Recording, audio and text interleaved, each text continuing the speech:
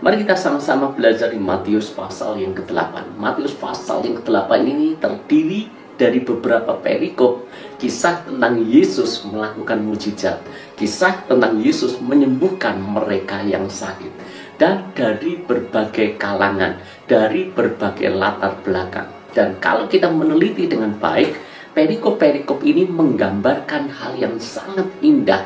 Ada kebenaran penting yang kita akan pelajari bersama-sama di Matius pasal yang ke-8. Hari ini saya berbicara tentang jenis-jenis iman.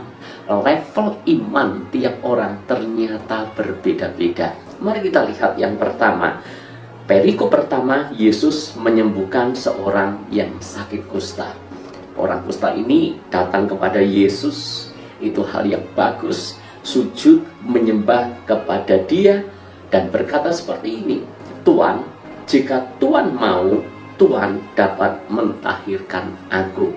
Dari bahasanya kita tahu bahwa orang kusta ini percaya bahwa Yesus sanggup untuk mentahirkannya, sanggup untuk menyembuhkannya. Dan karena dia percaya, makanya dia datang kepada Tuhan. Tetapi lihat kalimat daripada yang diucapkan orang kusta ini, Tuhan, jika Tuhan mau, Tuhan dapat mentahirkan aku. Dia tidak meragukan kuasa Tuhan, hanya masalahnya apakah Yesus mau menyembuhkannya. Ini iman percaya, tapi tidak yakin apakah Tuhan mau melakukannya. Kita jumpai orang Kristen ada tipikal ini, percaya Tuhan kita pembuat mujizat, Dia penyembuh, Dia bisa melakukan mujizat-mujizat yang luar biasa. Tapi masalahnya, apakah Tuhan mau menghampiri aku?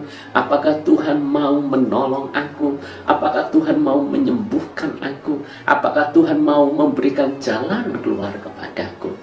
Apakah ada di antara Anda yang memiliki iman jenis ini? Percaya Tuhan mampu, tapi tidak yakin Tuhan mau. Padahal di sini akhirnya Yesus juga mau menyembuhkan orang sakit kusta ini. Perikop berikutnya, ini jenis iman yang lain. Yesus menyembuhkan hamba seorang perwira di Kapernaum. Seorang perwira punya hamba yang sakit, dan perwira ini berharap Yesus melakukan mujizat kesembuhan untuk hambanya. Dan lihat apa yang menjadi iman daripada perwira ini. Yesus berkata kepadanya, aku akan datang menyembuhkannya. Yesus mau menyembuhkan hamba daripada si perwira ini. Tapi lihat, tetapi jawab perwira itu kepadanya, Tuhan, aku tidak layak menerima Tuhan di dalam rumahku. Katakan saja sepatah kata, maka hambaku itu akan sembuh. Ini iman yang luar biasa. Bahkan dia begitu yakinnya, sampai-sampai dia berkata, tidak perlu guru datang ke rumahku, ucapkan sepatah kata saja, pasti hambaku sembuh. Dan Yesus memuji iman daripada perwira di Kapernaum ini. Padahal ini orang asing, bahasa yang sekarang cukup digarisbawahi, ini orang kafir. Tapi iman yang luar biasa kepada Tuhan. Sampai-sampai Yesus harus memberi contoh kepada murid-muridnya. Belajar dari iman perwira Kapernaum ini. Iman yang luar biasa besarnya.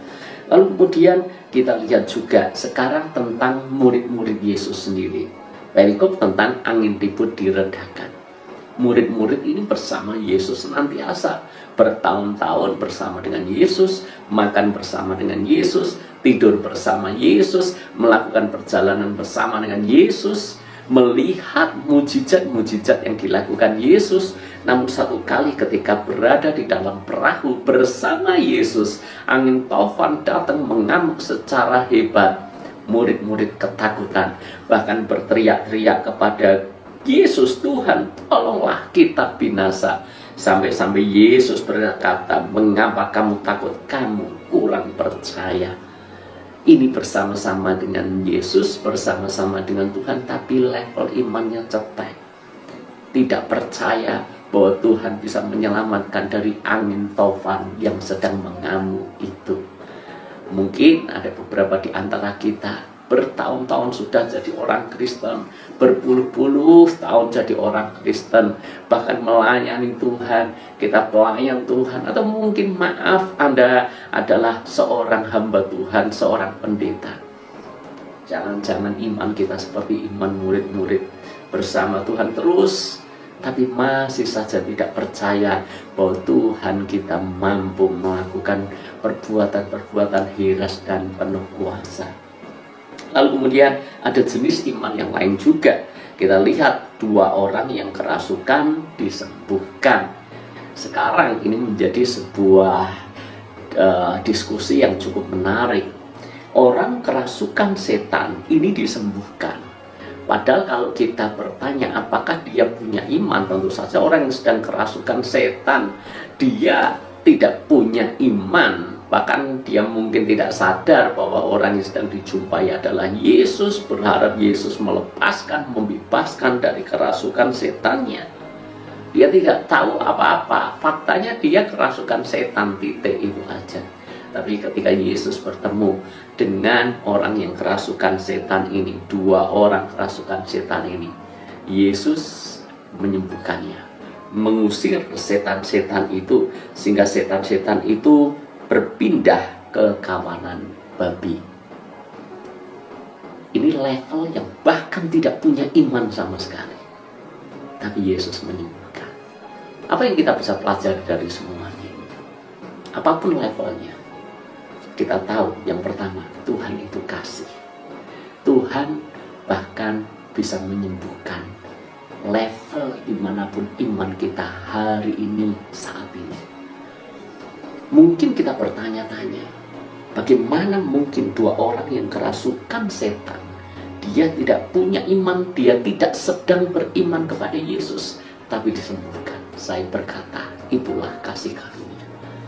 Tuhan Yesus itu kasih. Dia tahu level kita masing-masing. Ada yang levelnya tinggi, percayanya besar. Ada seperti yang sakit kusta, percaya tapi tidak begitu yakin. Ada juga seperti murid-murid bersama dengan Yesus, malah kurang percaya. Tapi ada juga seperti 2 orang yang kerasukan setan ini, mungkin tidak tahu bagaimana harus percaya kepada Yesus, tapi Tuhan tolong mereka semuanya. Ini menunjukkan yang pertama, Tuhan mengasihi kita. Hal yang kedua, jangan menyombongkan iman kita. Ini bisa menjadi sebuah jebakan. Iman yang besar, percaya yang sungguh-sungguh kepada Tuhan, itu hal yang baik, itu harus. Tapi jangan sampai iman kita yang besar itu justru membuat kita sombong. Kita mengatakan, aku ini orang yang punya iman besar, pasti mengalami mujizat, pasti kita mengalami pertolongan. Nanti kalau tidak hati-hati, kita mendasarkan iman kita kepada rasa percaya kita, bukan percaya kepada Tuhan. Jadi hati-hati, waspadai dengan iman kita. Janganlah kita menyombongkan diri dengan iman kita.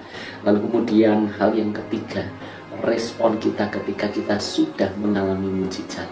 Belajarlah dari orang yang sakit kusta, hamba perwira di Kapernaum, lalu kemudian ibu mertua Petrus yang langsung melayani dia, lalu kemudian murid-murid yang percaya dan berkata, siapa gerangan orang ini sehingga angin pun takluk kepadanya, dan seterusnya.